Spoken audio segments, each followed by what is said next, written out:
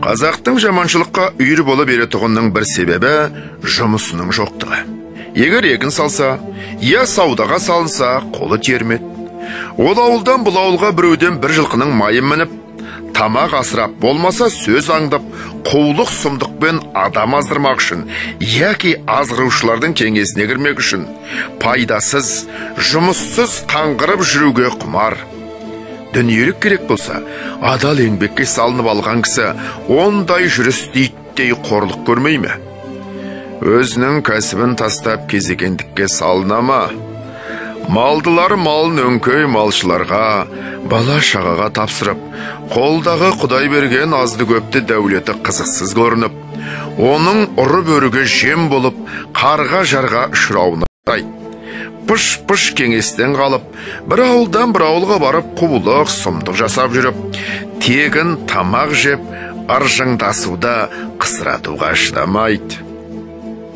Не үшін десең, халыққа әдет сол болған соң, шаруаға пысық, мал бағуға, мал табуға пысық, ол өнерсіге қосылмайды. Я өзі пәле шығаруға пысық, я сондайлардың сөзін естігенім білгенім деп елге жайып жүріп, арбаңдауға пысық, өнерлілерге қосылғандай көрінеді.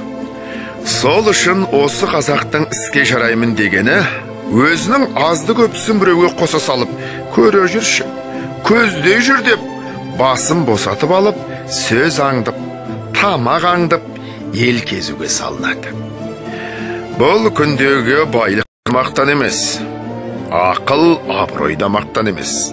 Арыз бере білу, алдай білу мақтан. Бұл екеу қолынан келген кісі салтатты сабау қамшылы кедей де болса, аз да болса орны төрде, майлы атқа, майлы етке қолы жетеді. Жел өкпелеу, мақтаншақ байларда, сіз айтсаңыз отқа түсуге бармын деп желдендіріп алып, шаруасын қылмаяқ, малын бақпаяқ, содан алып киімін бүтейтіп киіп, тәуір атын мініп алып, қатарлы бір құрметке жетіп жүре береді. Ол бай өз тыныштығында білмейді, бос шығынданғанын да ескермейді.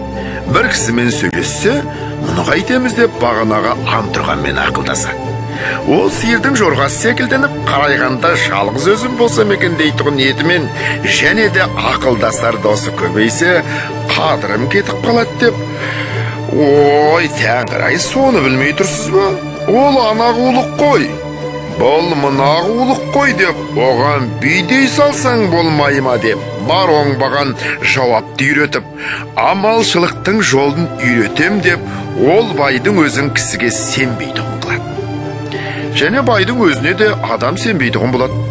Байдың өз жауабы өз мінез оңбай тұрған соң, бағанағы кісі бұзылса, әлгі андырған байға, мен айтпап бедім, оныкі қулық сөз деп, міне көрдің бе деп, екіншіде тырып етпейтұғын қылып алады.